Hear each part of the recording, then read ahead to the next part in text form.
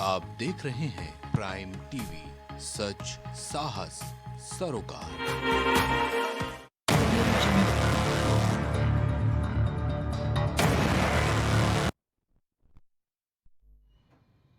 नमस्कार, बहुत स्वागत आपका। आप देख रहे हैं प्राइम टीवी। मैं हूं आपके साथ रिति मिश्रा। वक्त प्राइम डिबेट का है। आज संसद में सरकार एक ऐसा बिल लेकर आई है जिसे विपक्ष में हाहाकार मचा दिया है।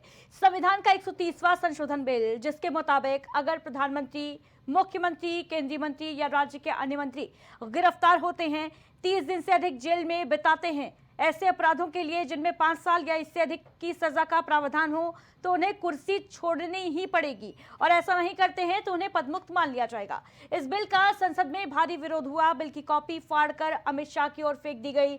बिल को जेपीसी में बहरहाल भेज दिया गया है, जहां सरकार का कहना है कि इससे राजनीति का शुद्धिकरण होगा, जनता का विश्वास बढ़ेगा। सत्ता पक्ष इसे जहां भ्रष्टाचार पर हंटर बता रहा है, वहीं विपक्ष को कानून बन जाने पर इसके दुरुपयोग का डर सता रहा है। विपक्ष का मानना है कि सरकार इस कानून को विपक्ष के खिलाफ हथियार के तौर पर इस्तेमाल कर सकती है।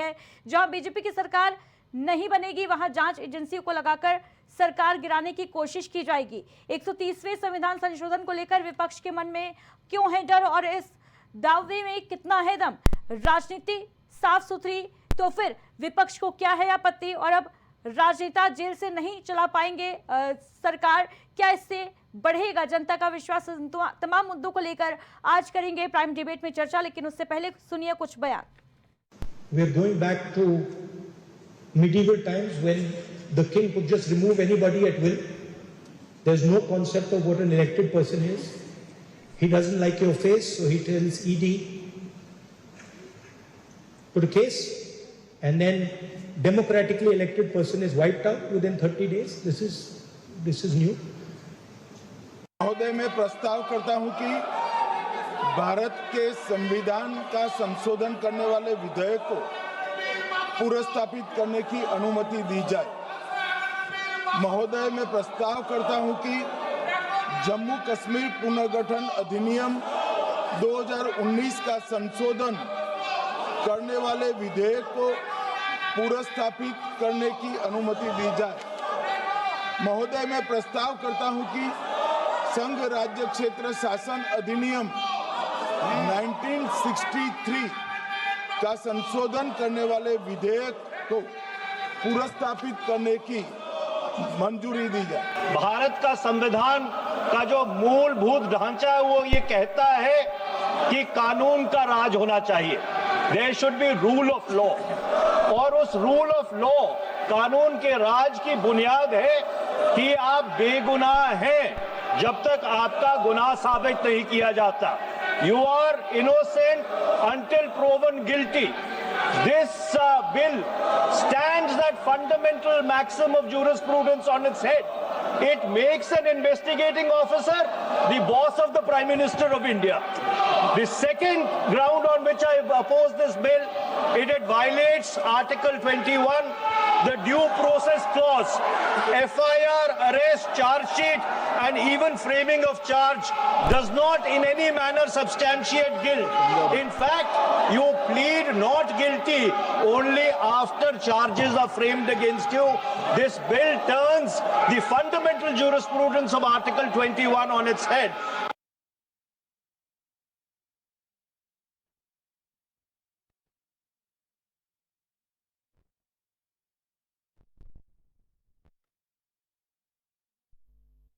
संशोधन विधेयक जो लेकर आई है आज सरकार, सदन में इसे पेश किया गया गृह मंत्री अमित शाह के द्वारा और इस पर विपक्ष ने जोरदार हंगामा किया।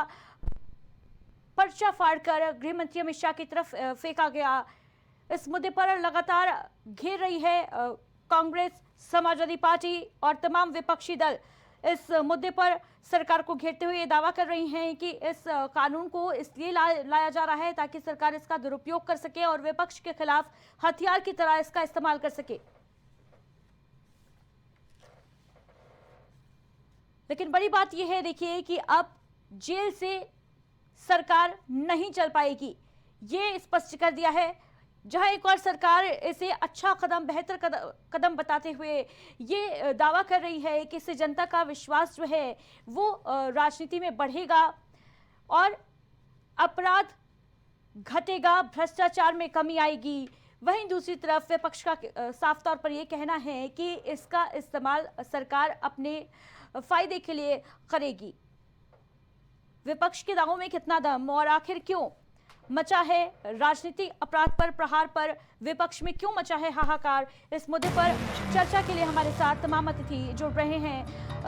विकास पांडे जी जुड़ गए हमारे साथ भारतीय जनता पार्टी से, साथ ही साथ विकास अग्रहरी जी हमारे साथ कांग्रेस पार्टी से प्रवक्ता हैं, मौजूद हैं स्टूडियो में। मनमोहन अग्रवाल जी हमारे साथ जुड़ गए हैं, वरिष्ठ पत्रकार के तौर पर राजनीतिक विश्लेषक हमारे साथ सुशील रत्नाकर जी जुड़ चुके हैं। बहुत बहुत स्वागत सबसे पहले आप सभी अतिथियों का। और सबसे पहले मनमोहन अग्रवाल जी, ये जो बिल लेकर आई है सरकार, पेश किया गया है, हालांकि इसे जेपीसी में भेज दिया गया है, लेकिन इस पर जो हाहाकार विपक्ष के द्वारा मचा हुआ है, क्या मानते हैं आप कितना बढ़िया ये कानून बनेगा? क्योंकि राजनीतिक शुचिता की अगर बात की जाए, राजनीति साफ सुथरी करने की अगर बात की जाए, ये हमेशा से देखा गया है कि जेल में बैठकर भी लोग सांसद रहते थे, मंत्री रहते थे, विधायक रहते थे, लेकिन अब उसमें जो है कहीं ना कहीं कमी देखने को मिलेगी।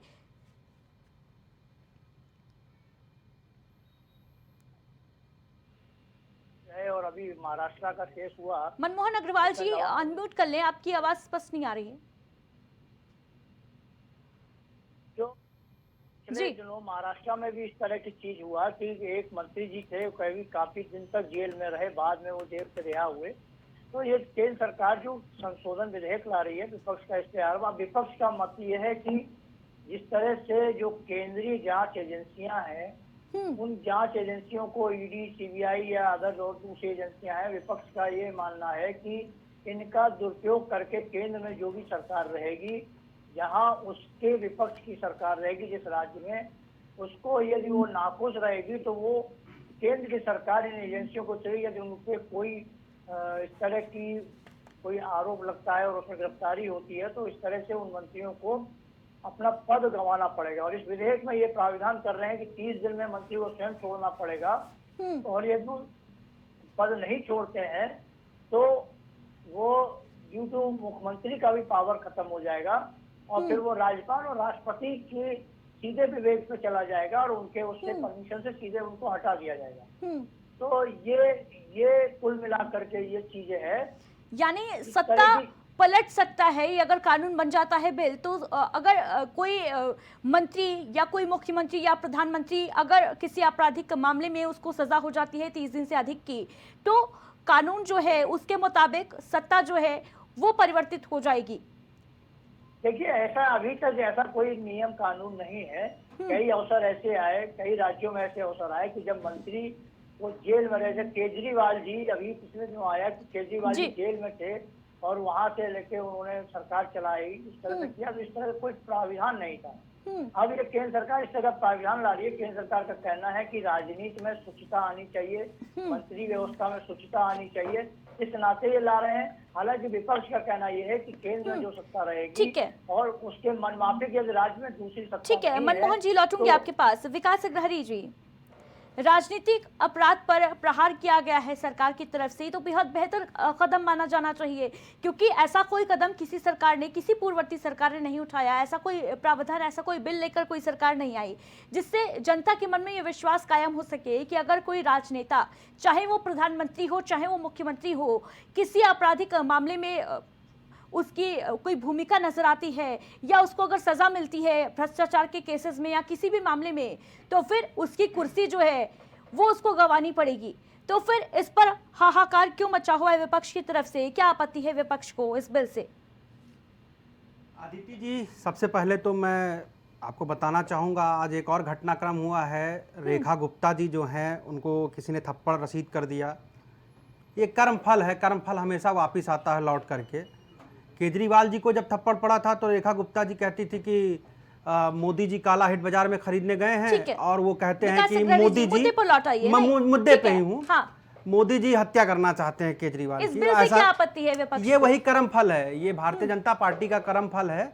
और भारतीय जनता पार्टी चूंकि तानाशाही करती है, राजशाही चलाना चाहती है इस देश में, तो भारतीय जनता पार्टी को ये भी नहीं पता है कि you are innocent until guilty.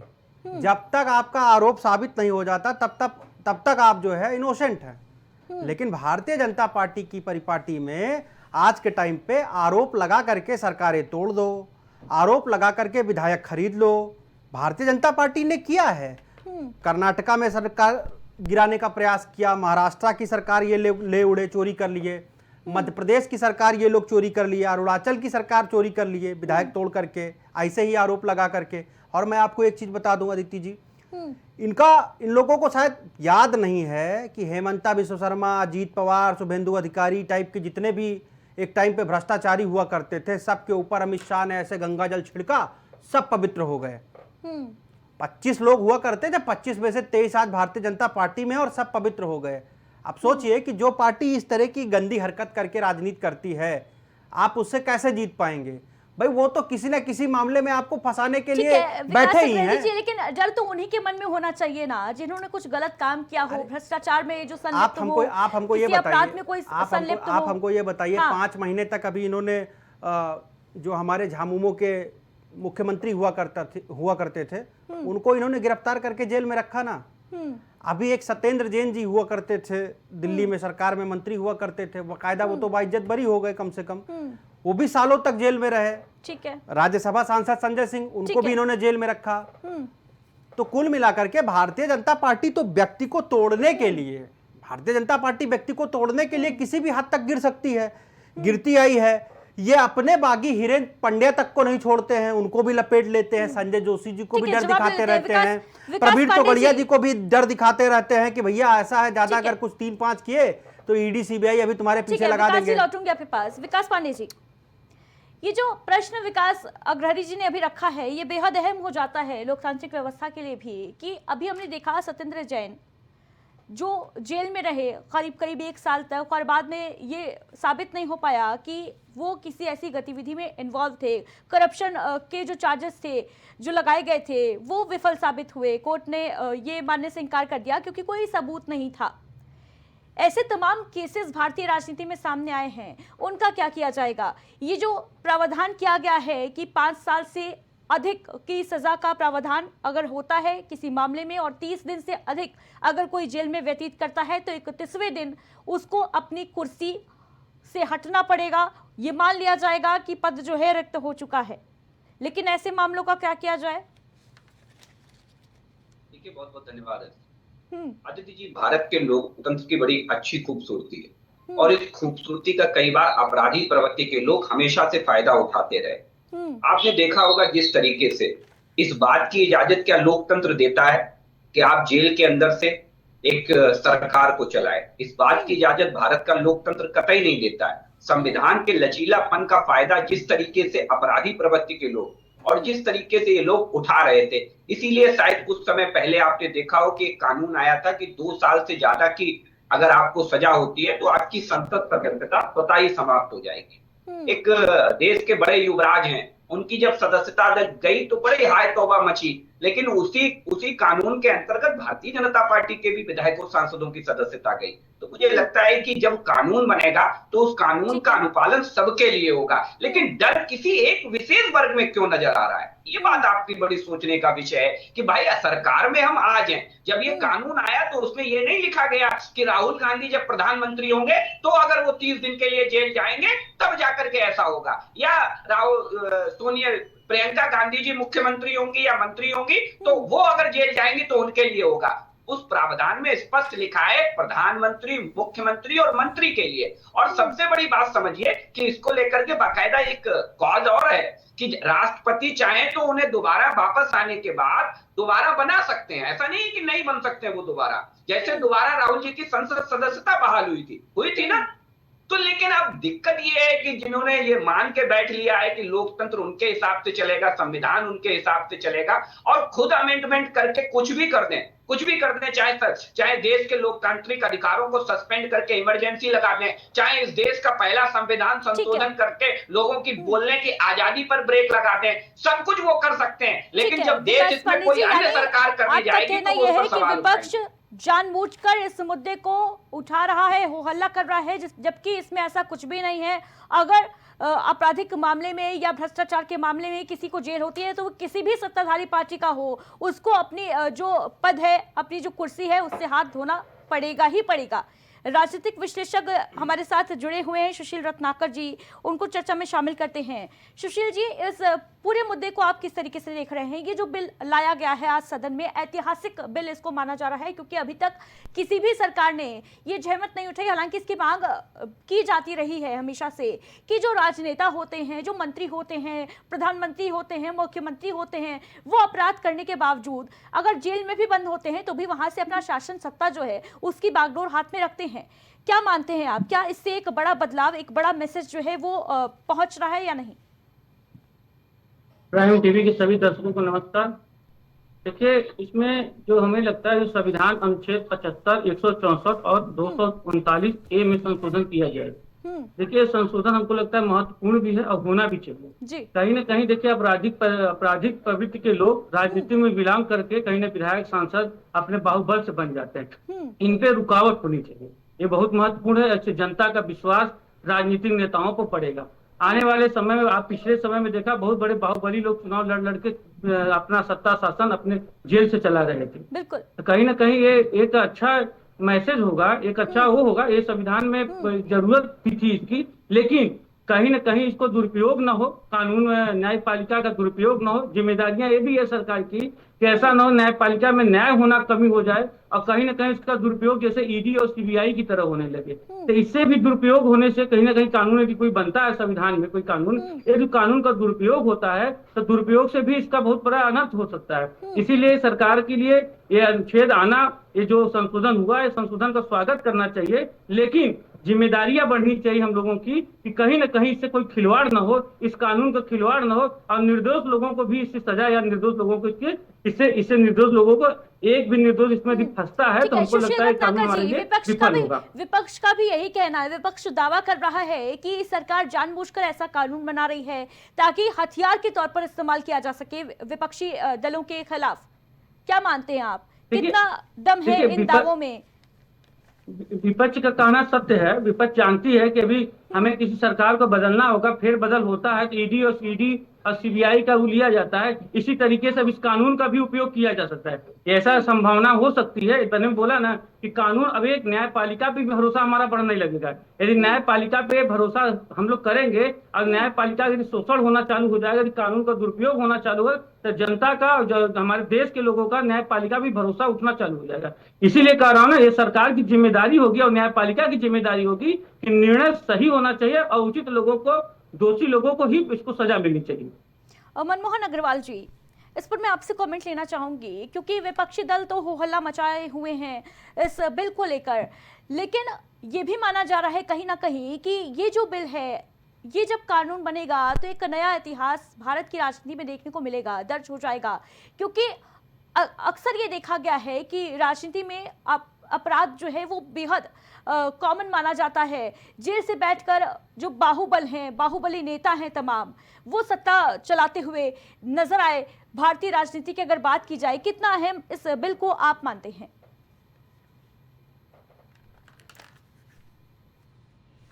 संशोधन होते रहे हैं, ये भी एक संशोधन हो रहा है। ये ठीक है कि सरकार का जो कहना है कि वो पारदर्शिता लाना चाहती है, नेक नियति से ला रही है, ये सब कर रहा है। विपक्ष का जो पिछला अनुभव है, विपक्ष में भी पार्टियां केंद्र सरकार में रही हैं, वो भी समय समय पर केंद्रीय कानूनों और केंद्रीय जो एजेंसियां हैं उनका भी उन्होंने जिस तरह से उपयोग जो भी किया है तो होता रहा है। आज की डेट में भी ये बातें हो रही हैं, इस बात के आरोप लग रहे हैं। अब वो बाहुबली और विधायक, और देखिए विधायक और सांसद, चलो 2 साल का जैसे ही कोई केस आता है उसकी सदस्यता चली जा रही है, मगर जो कानून, जो संशोधन ला रहे हैं, यदि ये नेक, यदि इसका ये होगा तो केंद्र में जिसकी सरकार रहेगी वो उसका करेगा। मगर विपक्ष का जो एक वो विषय है, उनको जो भय है, जो डर है, वो इसी बात को लेकर के है, क्योंकि यदि किसी राज्य में किसी के खिलाफ कोई मुकदमा हो जाएगा, किसी मुख्यमंत्री के खिलाफ, मान लीजिए केंद्र सरकार को ये मुख्यमंत्री पसंद नहीं है, तो उस मुख्यमंत्री के खिलाफ कोई एजेंसी कोई मुकदमा करेगी और उसमें यदि वो 30 दिन तक वो जेल में रहेगा और 30 दिन तक यदि उनका वो नहीं होगा तो 31वें दिन ऑटोमेटिकली मुख्यमंत्री हट जाएंगे, उसमें किसी की जरूरत ही नहीं होगा। मनमोहन अग्रवाल जी, लेकिन क्या मनमोहन जी, क्या ये नहीं लगता कि ये जो कदम उठाया है सरकार ने, कहीं ना कहीं एक प्रेशर अब पॉलिटिकल पार्टीज पर ये भी पड़ता नजर आएगा कि मुख्यमंत्री या प्रधानमंत्री की जो कुर्सी है, जो पद है, बेहद सम्मानीय पद है, और ऐसे में वो जो पद है, ये एक प्रेशर, एक दबाव पड़ता हुआ कहीं ना कहीं नजर आएगा कि जो व्यक्ति उस पद पर बैठा हो, उस पद की गरिमा का ख्याल रखा जाए और उसके ऊपर कोई आपराधिक मुकदमा या इस तरीके के कोई किसी कृत्य में वो लिप्त ना हो, जिसकी वजह से कुर्सी जाने का खतरा मंडराए। क्योंकि ये बात तय है कि अगर प्रधानमंत्री इस्तीफा देते हैं तो फिर सरकार गिरनी तो तय है। क्या मानते हैं आप? नहीं, ऐसा नहीं होता है कि मुख्यमंत्री इस्तीफा दे सरकार गिरना तय, प्रधानमंत्री इस्तीफा दे सरकार गिरना तय, ये नहीं होता है। क्योंकि जब बहुमत की सरकारें होती हैं तो मुख्यमंत्री के हट जाने से कोई दूसरा टेक ओवर कर लेगा। मगर जो भी इस देश के अंदर ऐसा नहीं है, देश में पिछले सालों में भी, दशकों पहले आप जाएंगे तो धारा 356 का, अनुच्छेद 356 का उपयोग होता रहा है। सरकारें गिरती रही हैं, तमाम लोगों पर एजेंसियों ने मंत्रियों के खिलाफ कार्रवाई की है, उनकी गिरफ्तारी हुई है। मगर वो अभी आप केजरीवाल का जिक्र आ रहा था, अभी आपका सत्येंद्र जैन का जिक्र आ रहा था, इसी से महाराष्ट्र में नवाब नागर जी का जिक्र आ रहा था। मतलब एक इस तरह की चीजें है कि अब जो है, अभी तक लोग जेल में रह करके सरकार में काम अपना करते रहते थे। अब ये है कि अब ये बाहुबली और उसकी बात नहीं है। यदि केंद्र की सरकार अब चाहेगी और उसको यदि कोई व्यक्ति पसंद नहीं होगा, विकास अग्रवाल जी कुछ कहना चाह रहे हैं जी? नहीं, मेरी बात आप सुन लीजिए एक मिनट के लिए। तो उसमें यदि नहीं करना चाहेगा तो उसमें उसके खिलाफ मुकदमा हो जाएगा, वो जेल चला जाएगा और ऑटोमेटिकली तीसरे में उसका मंत्री पद या मुख्यमंत्री पद चला जाएगा। तो इस परिस्थितियों को इसीलिए विपक्ष शायद इसको नहीं मान रहा। अब आज भारतीय जनता पार्टी की सरकार है, हो सकता है कल विपक्ष की सरकार आएगी, तो ये कानून जब बन जाएगा तो कानून तो सारी सरकारों का होगा। मगर उसमें यदि केंद्र सरकार ये कह रही है कि हम शुचिता लाना चाहते हैं, ठीक है विकास अग्रवाल जी, केंद्र सरकार कह रही है कि भाई हम तो शुचिता लेके आना चाह रहे हैं। एक बेहद सराहनीय पहल भी सरकार ने की है। ये जो बिल पेश किया गया है, ये माना जा रहा है कि बेहद ये महत्वपूर्ण बिल है, और अगर ये कानून बन जाता है तो राजनीति में जो अपराध है उसमें कमी देखने को मिलेगी। तो फिर आपको इस बिल से आखिर क्या आपत्ति है? कल को आपकी भी तो सरकार बन सकती है। क्या आपकी सरकार में ये आप मानते हैं कि अगर हमारी सरकार होगी तो हम विपक्ष के लिए इसे हथियार के तौर पर इस्तेमाल करेंगे इस कानून को? ऐसा है क्या कि जिसकी सत्ता रहेगी, जिसका दबदबा रहेगा, उसके पक्ष में काम करेगा ये कानून? जगदीशपुर से एक भारतीय जनता पार्टी के विधायक हैं सुरेश पासी जी। उनका भतीजा जो है पॉस्को एक्ट के रेप के मामले में गिरफ्तार हुआ है, और वो अभी भी उनका भारतीय जनता पार्टी से कोई इस्तीफा नहीं हुआ। अजय मिश्रा टेनी जी थे, उनके पुत्र ने कैसे कारनामा किया, दुनिया ने उस चीज को देखा। आप सुनिए आदित्य जी सुनिए, मुद्दे को नहीं भटका रहा हूँ। समाज एक होता है, हम लोग राजनीति करते हैं तो एक सामाजिक चरित्र भी हमारा होता है। हमें नैतिकता के आधार पर इस्तीफा दे देना चाहिए। अभी तक इस देश में जो होता था सब कुछ नैतिकता के आधार पर तय होता था, नैतिकता के आधार पर नेताओं के इस्तीफे हो जाया करते थे। उसमें भारतीय जनता पार्टी के लोग भी शामिल हुआ करते थे। लेकिन 2014 के बाद जब से नरेंद्र मोदी जी की सत्ता आई है, खुलेआम बेशर्मी इस देश में हो रही है। जो जितना बड़ा अपराधी उसको उतना बड़ा दायित्व भारतीय जनता पार्टी में दिया जा रहा है। और एक चीज आपको मैं बता दूं, उत्तर प्रदेश के मुख्यमंत्री योगी आदित्यनाथ जी जब बैठे थे कुर्सी पे तो सबसे पहला काम उन्होंने ये किया था कि अपने सारे मुकदमे वापस करवा लिए। अभी यही प्रयागराज का रिसेंटली एक किस्सा है, आपको शायद पता होगा। करवारिया करके कोई एक भारतीय जनता पार्टी के किसी जमाने में विधायक हुआ करते थे, उन्होंने मर्डर किया था और हाईकोर्ट ने उनको सजा 2019 पे सुनाई। 24 के लोकसभा चुनाव के पहले उनकी सजा वापस हो गई।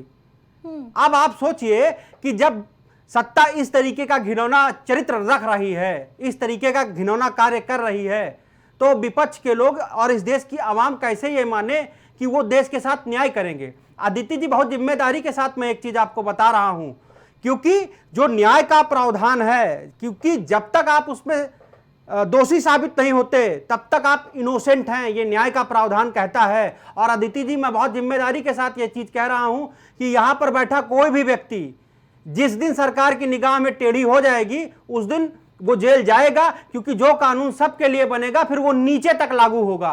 कि अगर 30 दिन के लिए विकास किसी मामले में जेल में गए तो हो सकता है विकास अगर सरकारी कर्मचारी हो तो वो भी चला जाएगा, वकालत कर रहे होंगे तो उसका लाइसेंस भी चला जाएगा, आप पत्रकारिता कर रही होंगी तो आपका भी लाइसेंस चला जाएगा। अग्रणी जी कह रहे हैं कि भाई आपके तमाम विधायक हैं जिनके बेटे जो हैं वो आपराधिक कृत्य में लिप्त रहे लेकिन उन्होंने इस्तीफा नहीं दिया। समाज में नैतिकता के आधार पर इस्तीफा दीजिए भाई। ठीक है, एक चलन रहा है राजनीति में हमेशा से शुचिता रखी गई है, लेकिन भारतीय जनता पार्टी ये नहीं करती है। अब सुनो, मैं आपको एक घटना बताता हूं अदिति जी, 2013 की। 2013 में सुप्रीम कोर्ट ने एक अध्यादेश, एक डिसीजन दिया था और एक उस डिसीजन के अनुरूप एक निर्णय हुआ था जिसमें 2 साल की सजा या उससे ऊपर की सजा होने पर तत्काल प्रभाव से उसकी सदस्यता चली जाएगी। इस निर्णय के खिलाफ तत्कालिक मनमोहन सिंह जी की सरकार एक अध्यादेश लेकर के आई थी और उस अध्यादेश को भरी मीडिया के सामने तथाकथित युवराज राहुल गांधी जी ने फाड़ दिया था। क्यों फाड़ा था? फाड़ दिया था ना। क्यों फाड़ा था? डरो मत मेरे भाई, आप क्यों डर रहे हो यार? मैं बीच क्यों में फाड़ा था ये भी तो बताओ। अरे क्यों फाड़ा था ये भी बताओ ना भाई, क्यों फाड़ा था? अरे सर वही है, अब डर क्यों रहे हो? मैं पूरी बात। अरे डर नहीं, मर्दानगी का काम है, तुम जैसे लोग नहीं कर पाते हैं ये चीज। आप इतने डरपोक प्रवक्ता हैं। डरपोक तो आप हैं, डरपोक तो आप हैं, डरपोक तो आप हैं कि आप पीछे छुपने लगते हैं, आप किसी के पीछे छुपने लगते हैं। जवाब आपको देना है। मैं कह दूंगा कि जिनका बुढ़ापे तक डीएनए टेस्ट होता रहा और उन्हें मुख्यमंत्री बना करके कांग्रेस पार्टी रखे रही और भारतीय जनता पार्टी से सवाल करती है, तो ये कांग्रेस पार्टी वो निजी चीज होती है कि सार्वजनिक चीज होती है, हमको ये बताइए। जिसका आप उदाहरण दे रहे हैं, आप तो बेशर्मी पे उतारू हो गए, आप तो बेशर्मी पे उतारू हो गए। दोषी हो जाएगा। किसी के बेटे ने अपराध किया, उसके लिए पिता को जेल में डाल दो। पिता क्यों? आप बुलडोजर नहीं चलाते हैं, आप बुलडोजर नहीं चलाते हैं, पूरे घर को तबाह नहीं करते हैं। हो सकता है कांग्रेस की नजर में ये हो सकता है, आपकी नजर में ये है, कांग्रेस की नजर में नहीं है ये। आप अपराधियों को संरक्षित करते हैं, तक उसके डीएनए टेस्ट होते रहे और आप अपराधियों को संरक्षित करते हैं। तो धैर्य के साथ जवाब दीजिए, डरो मत मेरे भाई, डरो मत। इतना डरेंगे तो कैसे काम चलेगा? लोगों को मालूम है कि आप इतना डरते हैं। डर आपके मन में है, डर आपके मन में है, चोर आपके मन में है। एक हवा मंडल खड़ा करेंगे। सुशील रत्नाकर जी कुछ कहना चाह रहे हैं, सुन लेते हैं जी।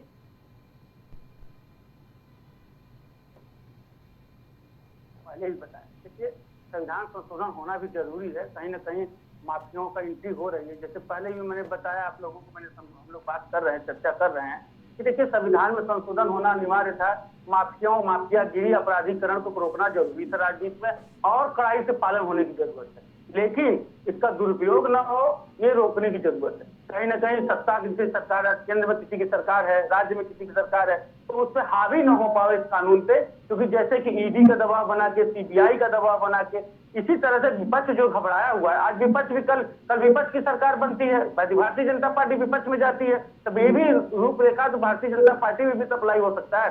लेकिन विपक्ष की लड़ाई है कि कहीं ना कहीं ये जो संविधान संशोधन है, संविधान संशोधन होना ठीक है। संविधान संशोधन नियम जैसे जैसे समय बदलता है, कुछ न कुछ चीजें की रिक्वायरमेंट बढ़ती है। तो आज जो अपराधीकरण है, तो आज हम राजनीति को सबसे पहले स्वच्छ छवि के लोगों को राजनीति में आने की जरूरत है। यदि किसी के पास मुकदमा है, किसी के ऊपर धारा है, 30 दिन के अंदर बैठ के जेल से कानून देश सरकार चला रहा है, एक गलत बात है। तो कहीं ना कहीं विरोध भी यदि विपक्ष कर रहा है तो विपक्ष इसीलिए खाली विरोध कर रहा है कि कहीं इसका दुरुपयोग न हो और न्यायपालिका पे भी जनता का विश्वास न हटे।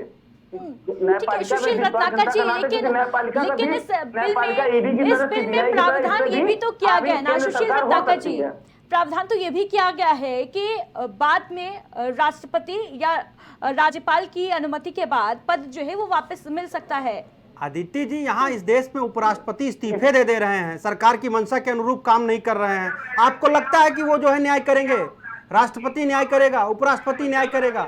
आपने देखा है? आप उपराष्ट्रपति को ला करके अपना घर का चपरासी बना देते थे उपराष्ट्रपति को, तो वो चीजें अब नहीं होती। बेशर्मी मत करो भाई, बेशर्मी मत करो। बेशर्मी आप कर रहे हो। हम देखे कैसे रीढ़ की हड्डी झुका करके बैठे रहते हैं, हम खुद देखे हैं आपके उपराष्ट्रपति को कैसे रीढ़ की हड्डी झुका करके वो रहते हैं। बोल रहे हैं अग्रणी जी, तो इतना धैर्य रखो ना। धैर्य आप रखिए।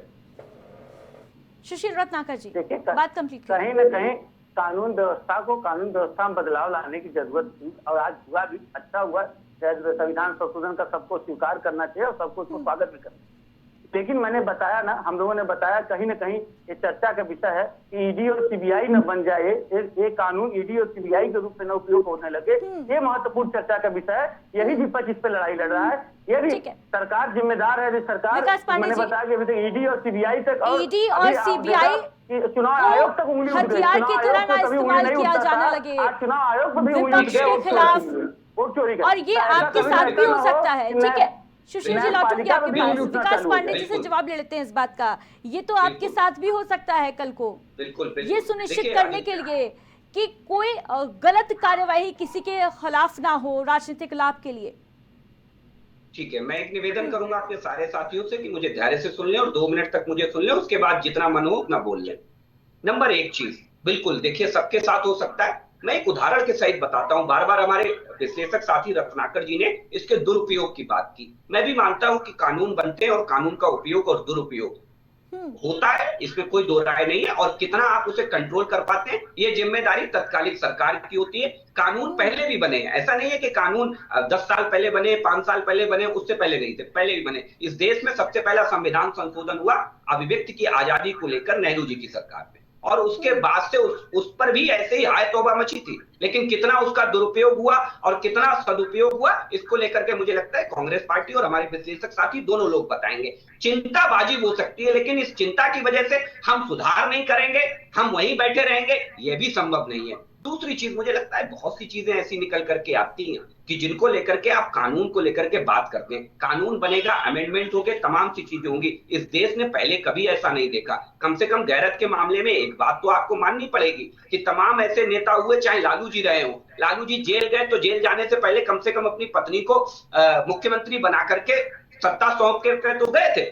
लेकिन इस देश ने पिछले समय में ऐसा देखा है कि निर्लज्जता का, लोकतंत्र का हनन इतना बुरी तरह से देखा, और कांग्रेस ने भी उसका विरोध किया।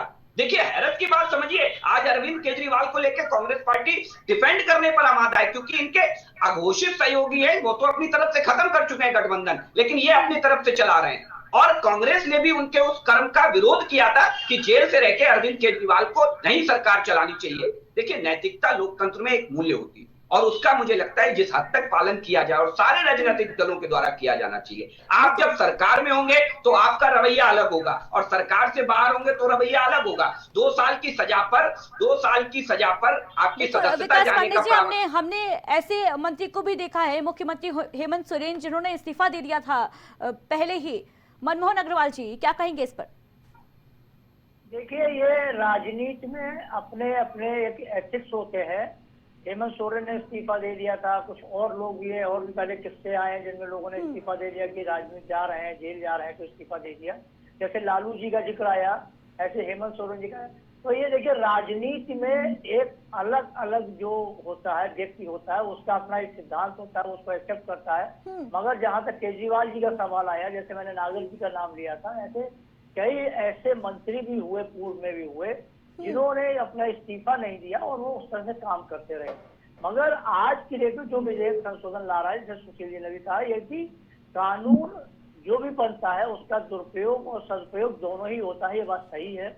अब ये तय करना होता है कि सरकार जो बैठी है, जिसके अधिकार क्षेत्र में होता है उस कानून का उपयोग करना, वो उसको किस तरह से करती है। मगर राजनीति में आप देखिए दिनों दिन जो भी अभी बात आई कि कैसे अपनी जरूरत के हिसाब से राजनीतिक दल सरकार बनाने के लिए जो विपक्ष होता है उसको कैसे तोड़ता है, उसको अपने जोड़ता है, अपने साथ लाता है। ऐसा ही आप अभी मौजूदा में देखिए, अभी चर्चा में भी ये बात आई कि कई राज्यों में जिन पर गंभीर आरोप लगाए गए, और आरोप लगाने वाले बहुत ही उच्च पदस्थ लोग थे, और 4 दिन के बाद उनको तोड़ के शामिल करके और एक उच्च पद देकर सरकार में शामिल कर लिया। ऐसे कई जगह पर हुआ है। तो ये बात भी आती है कि राजनीति में ये कोई नया चलन नहीं है, ये दशकों से ये चलन चला आ रहा है। ये कोई अभी 14 के बाद नहीं हुआ, ये 14 के पहले भी होता रहा। जब केंद्र तो मनमोहन अग्रवाल जी, क्या ये माना जाए कि ये जो चलन है वो इस कानून की वजह से और अधिक बढ़ सकता है क्या आगे? निश्चित तौर से बढ़ सकता है। देखिए सरकार की मंशा ये दुरुपयोग करने की होगी, तो इस कानून का भी दुरुपयोग करके और चीजें हो सकती हैं। और सरकार की मंशा यदि ऐसी नहीं होगी, जैसी की बात शुचिता की आ रही है, तो वो सदुपयोग करके कानून करेंगे। मगर ये फैक्ट जैसे इसमें आ रहा है कि कोई भी मुख्यमंत्री 30 दिन के बाद स्वतः हटा हुआ मान लिया जाएगा, मंत्री जो होगा उस पर किसी की वो अनुमति लेने की आवश्यकता नहीं होगी। तो ये इस तरह का है कि जैसे केंद्रीय तमाम नियामक संस्थाएं हैं, एजेंसियां हैं जो कार्रवाई करती हैं और उसमें तमाम कुछ ऐसे मसले आ जाते हैं जिसमें गिरफ्तारी हो जाती है, और गिरफ्तारी में सपोज करिए कि अब कोर्ट में चले गए, 14 दिन की रिमांड मिल गई और साहब पूछताछ के लिए फिर रिमांड लेना है, तो 30 दिन गुजर जाना कोई बड़ी बात नहीं है। हाँ, उसमें यदि मंत्री अपना इस्तीफा देता तो ठीक है, नहीं तो इस कानून के बन जाने के बाद स्वतः उसका मंत्री पद चला जाएगा, मुख्यमंत्री पद चला जाएगा। तो जो मेरा कहना है कि कोई भी कानून आता है, कोई भी संशोधन आता है, वो कोई भी सरकार लाती है वो बेहतरी के लिए ही कह के लाती है, उसका बेहतरी के लिए होता है। मगर समय समय पर जब सरकार को लगता है कि ये मेरे हित को साधने वाला नहीं है, इसका ऐसा करके मेरा हित सधेगा, तो उस स्तर पे जाके भी सरकारें इस तरह के काम करती नहीं है।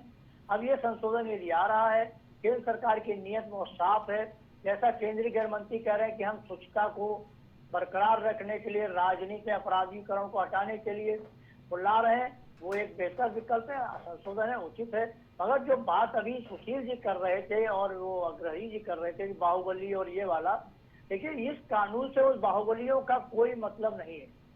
बाहुबलियों का अलग फर्क है, क्योंकि जो उदय भान करवलिया जी का जिक्र आया, उनका इस कानून से मैं समझता हूँ कोई रिलेशन नहीं है, क्योंकि वो ये जो लाया जा रहा है वो प्रधानमंत्री, मुख्यमंत्री, मंत्री और उनके लिए आया है, उनके लिए कानून पहले से ही विद्यमान है।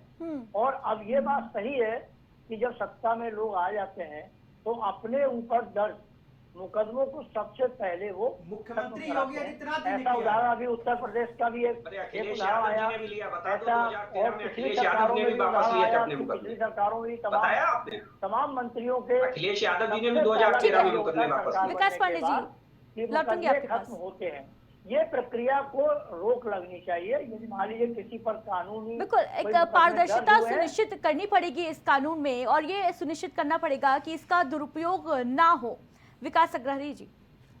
अदिति जी, बहुत जिम्मेदारी के साथ कह रहा हूं आपके चैनल पर, जिस दिन इस देश पे कांग्रेस पार्टी की सरकार बनेगी, 3 साल के अंदर नरेंद्र मोदी जी जेल जाएंगे, व्यापम के मामले में उस समय के मुख्यमंत्री जेल जाएंगे, राहुल जी ने असम में चैलेंज किया है हेमंता बिश्व शर्मा जेल जाएंगे तो जेल जाएंगे। हम समय सीमा तय करके बता रहे हैं कि 3 साल, हम समय सीमा तय करेंगे कि 3 साल के अंदर फास्ट ट्रैक कोर्ट में इन लोगों के मामले चलाएंगे, बहुत तेजी से जांच होगी, सब कुछ होगा, 3 साल के अंदर सजा देंगे। हम इनकी तरीके से केवल एक कागज नहीं लहराएंगे कि Rahul Gandhi national Herald, Rahul Gandhi national Herald, 11 साल 12 साल कुछ अता पता लापता, कुछ नहीं पता, हम इनकी तरह नहीं करेंगे। लेकिन हम पीएम केयर फंड का हिसाब लेंगे, हम राफेल डील का हिसाब लेंगे, हम अडानी को दी गई सारी डील का हिसाब लेंगे इस देश के प्रधानमंत्री के साथ। हम कोई समझौता नहीं करेंगे, हम 3 साल में लेंगे। विकास अग्रही जी, लेकिन ये भी जानकारी दे रहे हैं कि जिस बिल का अभी विरोध किया जा रहा है वो कानून बन जाता है, आपकी सरकार आती है, तो क्या उस मैं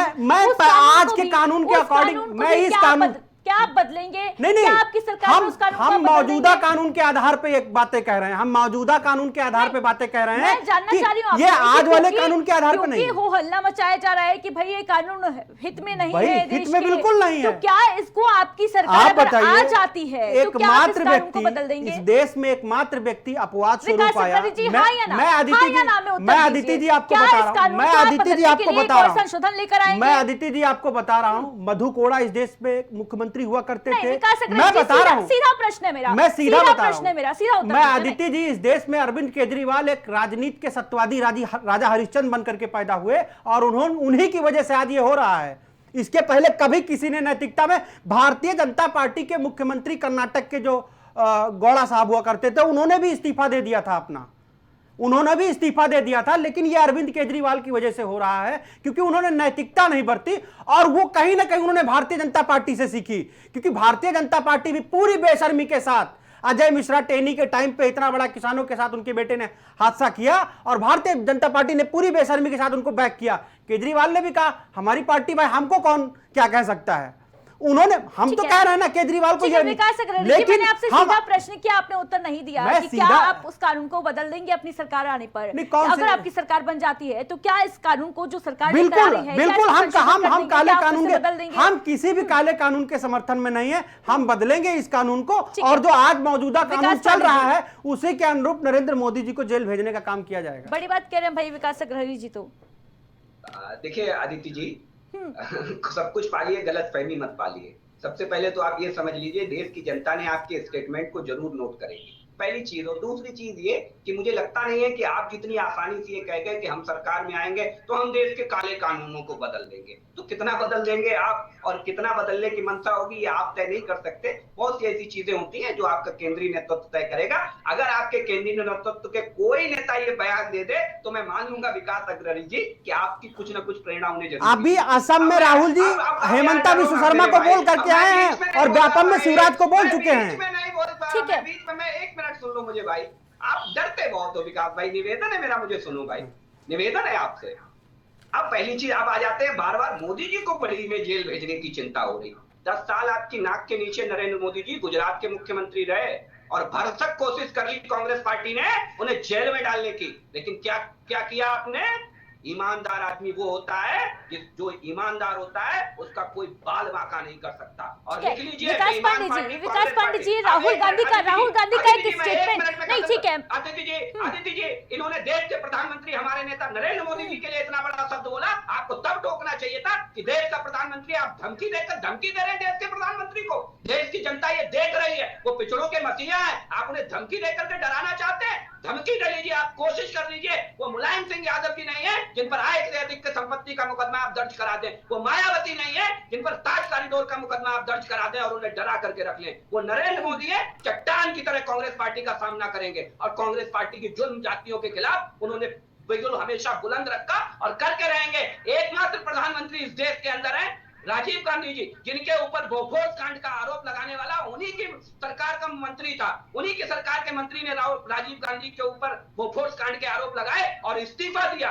एकमात्र प्रधानमंत्री, क्या हैसियत है कांग्रेस पार्टी की भ्रष्टाचार के ऊपर बात करने की, जो पार्टी कंध तक। ठीक है, लेकिन विकास अग्रवाल जी तो ओपन चैलेंज दे रहे हैं विकास पांडे जी कि 3 साल के अंदर वो जेल भिजवा देंगे, सरकार आ जाती है तो। हमें सरकार का समर्थन बचा रहे, मेरी सरकार बनी रहे। हमारी सरकार पूर्ण बहुमत की सरकार है, एनडीए पूर्ण बहुमत की सरकार चला रहा है, हमें इसलिए लोगों के ऊपर मुकदमे करने की जरूरत नहीं है, सरकार को समर्थन दिए रहे।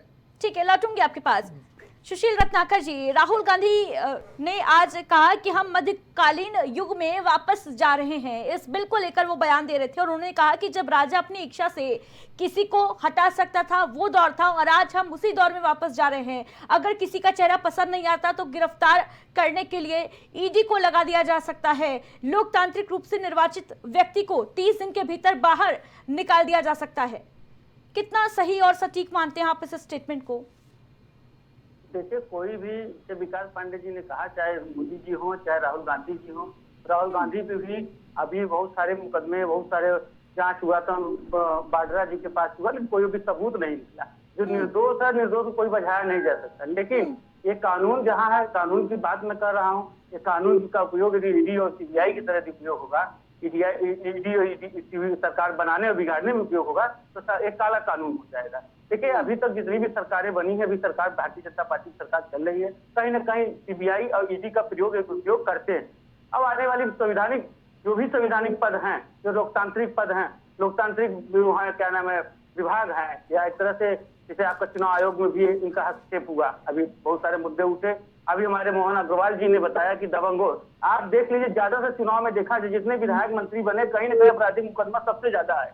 किसी भी सरकार, कभी भी सरकार बनती, क्योंकि उनके पास अकूत पैसे होते हैं और बाहुबल होते हैं। बाहुबली ईमानदार छवि के मुश्किल से हमको लगता है 40% से ज्यादा नहीं होंगे, 40-30% अच्छे स्वच्छ छवि के, और 60% 70% लगभग कहीं ना कहीं मुकदमा, कहीं ना कहीं आपराधिक मुकदमा होने वाले ही विधायक सांसद होते हैं ज्यादातर। क्योंकि अब जो राजनीति के पहले की राजनीति, जो सन 80 की राजनीति होती थी या पुरानी तरह की राजनीति, जब निधि नहीं हुआ करता था, कहीं बहुत ईमानदारी से राजनीति, विधायक हमेशा खाली नाम का विधायक होता, उसका कोई निधि का बंदरबाट नहीं होता था। विभागीय कार्यक्रम कोई भी काम, 80 दशक की बात मैं कर रहा हूँ, पहले के बड़े ईमानदार छवि के विधायक और सांसद हुआ करते थे। जब से 1992 से जब ये निधि आया विधायकों का और सांसदों का, तब से ज्यादा धन आने की वजह से बाहुबली तो धन के लिए, धन अगुवाई के लिए विधायक और सांसद बने। पहले समाज सेवा हुआ करता, देश आजाद हुआ था, उस समय देश आजादी में जो भी विधायक सांसद हुआ करते थे बड़े स्वच्छ छवि के हुआ करते थे। आज परिवर्तन हुआ है, अब परिवर्तन बदलाव होना भी चाहिए। जैसे विकास पांडे ने कहा कि चुनाव में जो भी बदलाव उसका स्वागत करना चाहिए, हाँ उसका दुरुपयोग नहीं होना चाहिए। यदि बदलाव नहीं करेगा तो नई पीढ़ी का जनरेशन कैसे होगा, नया चीज कैसे आएगा? सुशील रत्नाकर जी, हम डरते ही रहेंगे कि नहीं हर चीज का ड्रॉबैक है। एक और प्रश्न है मेरा सुशील रत्नाकर जी, क्या ऐसा भी प्रावधान नहीं होना चाहिए, क्योंकि ये भी देखा गया है कि जेल में बैठकर आप चुनाव लड़ सकते हैं, उसमें कोई रोक टोक नहीं है, क्या ये नहीं लगता कि इसमें भी बदलाव किया जाना जरूरी है, आवश्यक है? ये भी बहुत महत्वपूर्ण बात आपने कहा है अदिति जी, क्योंकि देखिए जेल में रहकर कोई चुनाव न लड़ेगा, इस पे भी कानून यदि इस पे भी फॉलो करेगा तो अच्छा होगा। क्योंकि चुनाव का महत्वपूर्ण देखिए, जब तक अपराधियों को रोकेंगे नहीं, स्वच्छ छवि के लोग राजनीति में आएंगे नहीं, तब तक राजनीति का देश के विकास करने में, देश को विकसित करने में बड़ी भारी बाधाएं आएंगी। अब परिवर्तन भ्रष्टाचार और इसी के भेंट चढ़ जाता है। यदि भ्रष्टाचार और अपराधीकरण बढ़ता जाएगा इसी रफ्तार से, आने वाले समय में 2047 में हमारा देश विकसित नहीं हो सकता है। कहीं ना कहीं कड़े कानून की जरूरत है इस समय हम लोगों को। बिल्कुल। मनमोहन जी, कमेंट लेना चाहूंगी फाइनल आपसे।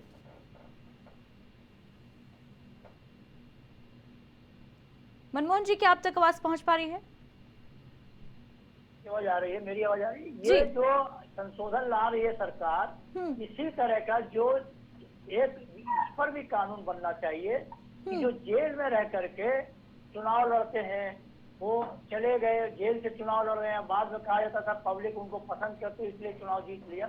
इस पर ये सूचिता की राजनीति की तरफ यदि कदम बढ़ाया जा रहा है, ये बेहतर अच्छी बात है कि राजनीति में जैसी सूचिता पहले थी, जैसे लोग थे, सिद्धांत के लोग थे, आज वो बड़ा अभाव दिखता जा रहा है और बाहुबल और पैसे की ताकत या आपराधिक ताकत से मुद्दे लोग चुनाव जीत रहे हैं और वो चीजें आ रही हैं। अब जेल के भीतर रह करके चुनाव लड़ना, ये भी एक तरह से आपराधिक घटना को, आपराधिक चीजों को और बढ़ावा ही मिलता है कि कोई भी जेल से रह के चुनाव लड़ रहा है। और सत्ता का शुद्धिकरण, राजनीतिक शुद्धिकरण तब तक नहीं संभव है जब तक इस पर भी कोई प्रावधान नहीं बन जाता। विकास पांडे जी, कोई कानून बनना चाहिए। इसके लिए मैं चाहता हूँ कि सरकार इसे लाए और इसका भी एक प्रावधान करे कि जो जेल में गया है, जिसको सजा हो गई है, वो चुनाव न लड़े। क्योंकि जैसे मैं आज मुख्तार अंसारी नहीं है, मुख्तार अंसारी जेल में रह के चुनाव लड़ते थे और जीत जाते थे। जेल से आके वो शपथ लेते थे, फिर जेल चले जाते थे, हाउस होता था, फिर जेल से आते थे, फिर जेल चले जाते थे।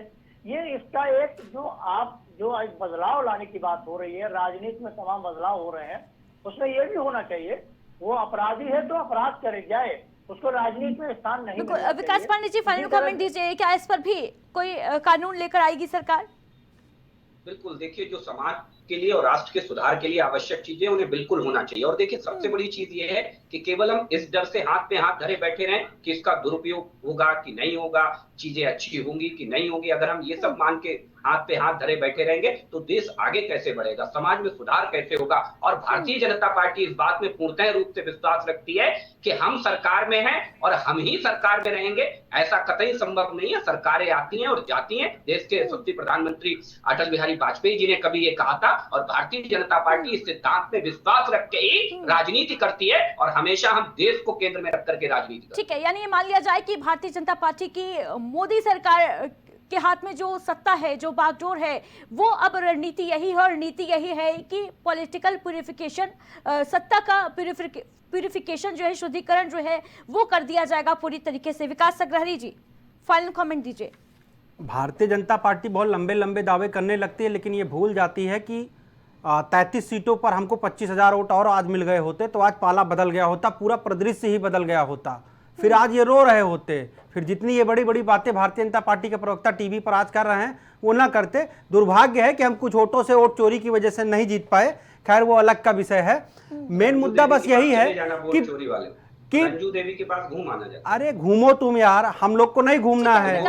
सुबोध कुमार के पास घूम आना। अदिति जी, जब आप सजा याफ्ता अपराधी को 4 साल में जेल से आप अपना वोट बैंक मजबूत करने के लिए छोड़ देते हो तो उससे बड़ी शर्मनाक चीज कोई और नहीं हो सकती है। ये इस देश ने भी देखा है। और मैं अतीक का कोई समर्थन नहीं करता हूं, जो भी पूजा पाल ने कहा उसका भी मैं कोई विरोध समर्थन नहीं करता हूं, उन लोगों का अपना है। लेकिन उसी सदन में अगर जो विजया यादव नाम की एक महिला है उसके साथ भी अगर आपने इंसाफ नहीं किया तो आपको न्याय की गद्दी पर बैठने का, कुर्सी पर बैठने का कोई हक नहीं होता है। आप दो मुही बातें हमेशा करते हो, यही सबसे बड़ी खराब बात है। आप एक मुंह से एक बात करो, अच्छी बात है। आप पूजा पाल को, भले ही किसी डायरेक्शन में पूजा पाल जी ने कहा, उन्होंने मर्डर का क्रेडिट योगी आदित्यनाथ को दे दिया, मुझे कोई फर्क नहीं पड़ता।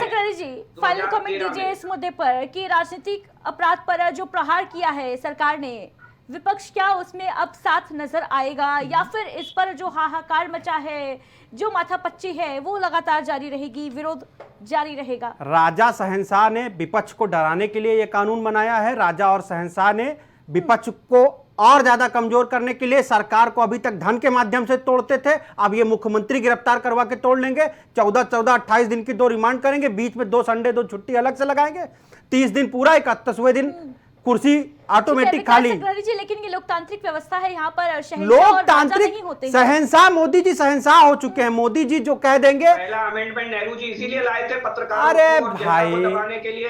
पत्रकार तो आज दबा हुआ है, पत्रकार तो आज दबा हुआ है। आदित्य जी, मैं उस समय एक बात मेरी छूट गई थी कि आने वाले समय में यही चीज पत्रकारों के ऊपर भी लागू हो जाएगी कि कोई पत्रकार अगर हो सकता है, उसने ये बयान दे दिया, उसने सरकार के अगेंस्ट में खबर चला दी, तो उनको उसको भी बैन करवा देंगे। यूट्यूब वगैरह पे उन्होंने किया भी है ये चीज।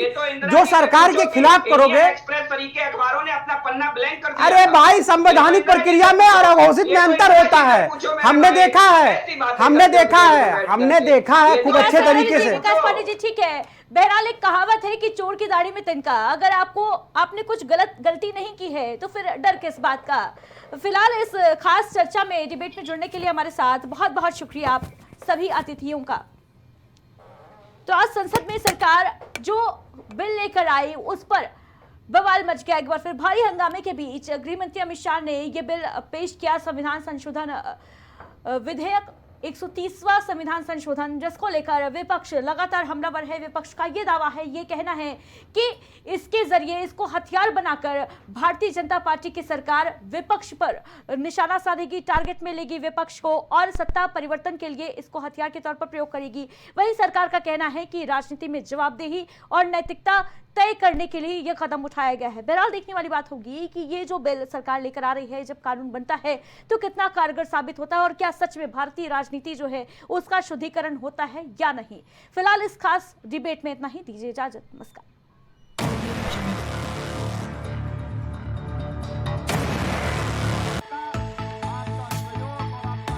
कुछ भाव पुष्प। आप देख रहे हैं प्राइम टीवी, सच साहस सरोकार। हॉलीवुड से लेकर बॉलीवुड तक